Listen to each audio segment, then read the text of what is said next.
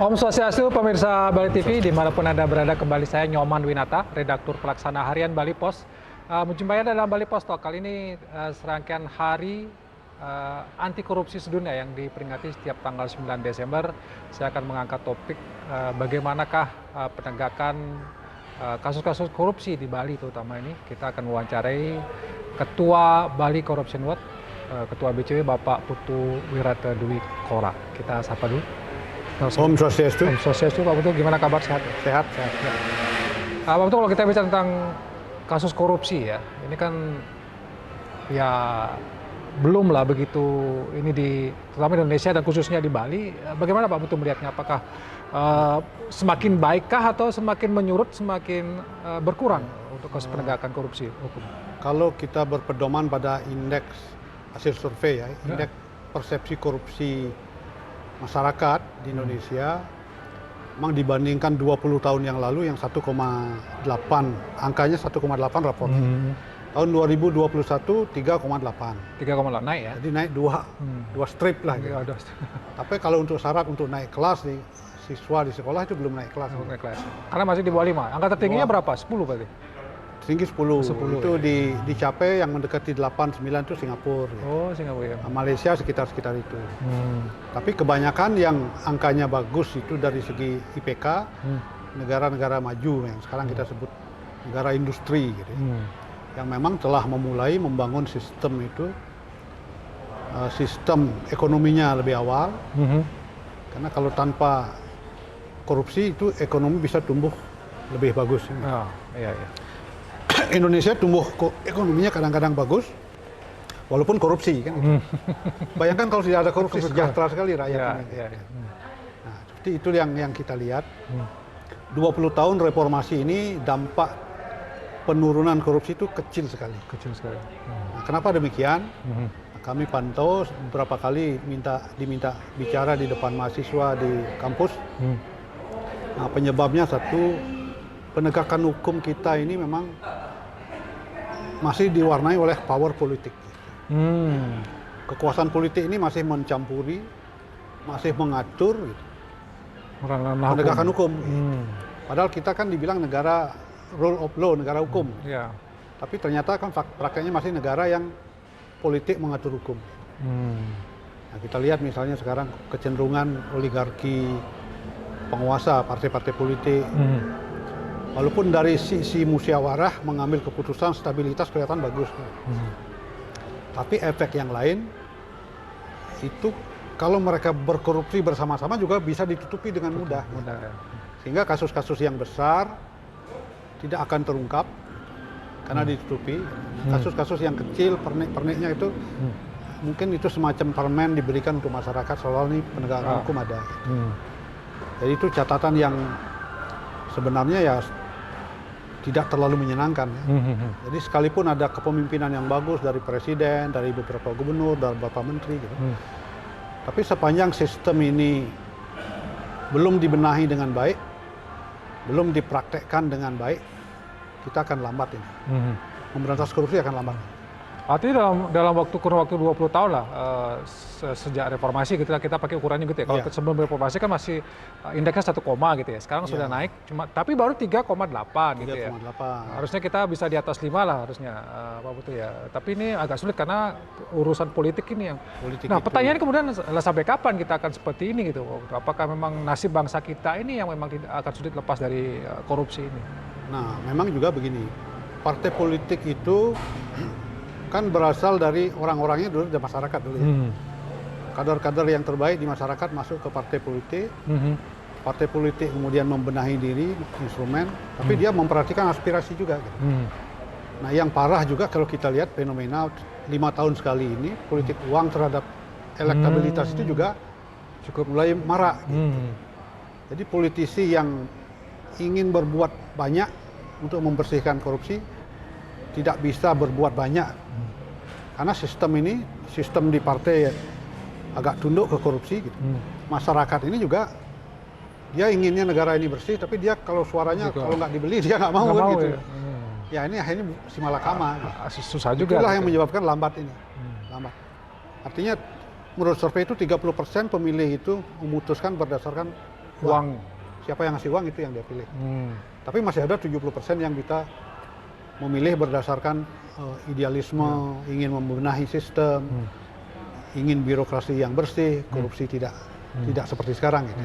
Tapi kita berharap pada yang 70% itu. Angka 30% yang menerima uang pada waktu pemilihan itu juga cukup besar ya sebenarnya. Itu ya. Menakutkan bagi politisi kan gitu, kalau aku nggak ngasih uang nggak terpilih, nggak bisa menyuarakan suara Anda kan. Tapi setelah terpilih dia nggak bisa juga berbuat banyak. Gitu. Karena di dalam ini kan ada kewajiban-kewajiban yang sebenarnya kewajiban partai, kewajiban elektoral mereka. Tapi karena sistemnya korup, dia akhirnya ya berusaha mencari uang. Karena mencari uang akhirnya kan pelayanan ke masyarakat berkurang. Untuk membenahi hukum seperti RUU KUHP yang udah berkali-kali ini belum selesai sampai sekarang kan. Banyak undang-undang akhirnya tidak bisa ketok palu sesuai harapan masyarakat. Harusnya masyarakatnya sadar ini, kenapa ini lambat. Jangan hanya menyalahkan DPR, menyalahkan mereka juga harus introspeksi. Kenapa saya ini harus minta uang kepada politisi? Karena sistem politik kita yang demokrasi elektoral ini yang kemudian orang dipilih itu justru masyarakat hanya memilih, atau banyak juga yang memilih mereka yang memberikan uang. Uangnya dari mana? Politisi mendapat ya dari korupsi itu ya, Pak. Dari korupsi. Nah, bagaimana dengan di Bali? Apakah sistem politik seperti itu juga ada, muncul, dan itu juga membuat ya katakanlah ada beberapa juga yang bupati yang terjerat kasus korupsi, Pak? Ya saya lihat juga sistem di Bali tidak beda dengan daerah lain di Indonesia. Ya. Mungkin karena sumber dayanya terbatas. Kalau daerah lain misalnya sumber daya tambang, pengerusakan lingkungan terjadi, ada isu-isu tentang setoran-setoran ke oknum aparat. Gitu. Di Indonesia, di Bali tidak ada sumber daya seperti itu. Tapi misalnya kita melihat sektor pendidikan, seperti kasus perguruan tinggi, Udayana gitu ya. Untuk jadi dokter, untuk dapat kuliah sekolah di fakultas kedokteran 1,2 miliar kan gitu. Ada indikasinya gitu ya. Indikasi. Walaupun itu dibungkus dengan undang-undang dan jalur mandiri segala macam. Orang dengan logika sehat tuh mengatakan ini pendidikan kita kok katanya tidak sesuai dengan konstitusi undang-undang dasar kan. Kan wajib pendidikan itu kan itu. Tapi prakteknya ada bisnis di situ. Kalau hanya bisnis mungkin nggak apa-apa gitu. Tapi jangan-jangan ada korupsinya di sini. Kalau uangnya disalahgunakan, itu korupsi. Ya, kita tunggulah hasil kejaksaan itu. Artinya ini menggambarkan sektor pendidikan pun sudah mulai masuk warna-warna gitu. Kapitalisme, korupsi gitu. Nanti juga sektor kesehatan. Kalau sektor kesehatan kita melihat kasus yang baru, anggaplah. Misalnya kasus gagal ginjal pada anak-anak. Karena adanya glikol etilin kalau nggak salah itu ya, zat kimia yang sebenarnya tidak boleh ada tapi ada gitu. Dan beredar bertahun-tahun. Itu lolos atau tidak lolos dari POM, pengawasan POM. Kenapa itu terjadi? Berarti ini bisnis obat sebenarnya. Farmasi. Itu juga bisa dicurigai itu sistem yang korup juga. Korupsi juga. Kalau dia nggak korup pasti nggak lolos itu gitu. Harus diawasi sewaktu-waktu. Jadi itulah ya tantangan kita ke depan ini masih banyak sebenarnya. Tidak hanya bicara korupsi, korupsi itu mempengaruhi semua sektor pendidikan, kesehatan, farmasi, kedokteran, semua hal akan dipengaruhi. Kita akan merasakan dampaknya sekian tahun lagi kan. Sekali-sekali muncul sekarang karena ada media sosial.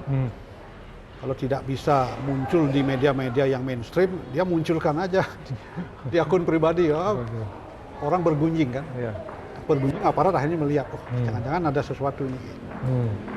Apalagi ketika di statistik dikumpul, ketemu misalnya, oh stunting kok tinggi di Indonesia misalnya gitu. Gagal ginjal anak-anak kok bisa ada kan. Harusnya gagal ginjal kan pada orang tua. Orang tua biasanya. Ini anak-anak udah ginjal. Ternyata penyebabnya sirup. Nah sekarang karena kasus sudah muncul seperti itu, ada nggak keberanian dari pemerintah ini untuk bersikap tegas? Gitu.